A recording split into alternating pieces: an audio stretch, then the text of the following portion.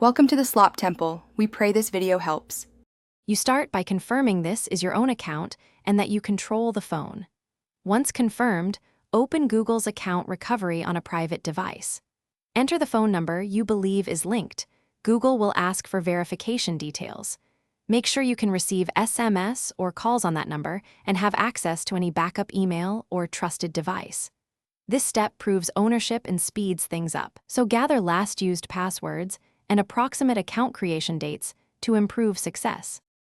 Once you reach the recovery flow, type the phone number and follow prompts. Google may send a verification code via SMS or prompt a logged-in device. Approve it immediately when it appears. If you cannot get a code, choose alternative verification like your recovery email or answer security questions. Provide contextual details, recent account activity, creation month, or typical sign-in locations, which help Google verify you. If you have a backup code or authenticator app, use it. After verification, reset your password to something strong and unique and immediately update recovery options, alternate email, phone, and backup codes.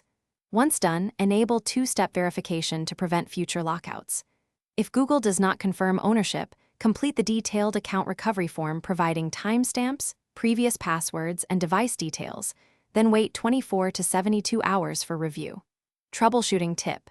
If codes don't arrive, check network/SIM status and spam filters, and avoid multiple rapid attempts, which can temporarily block.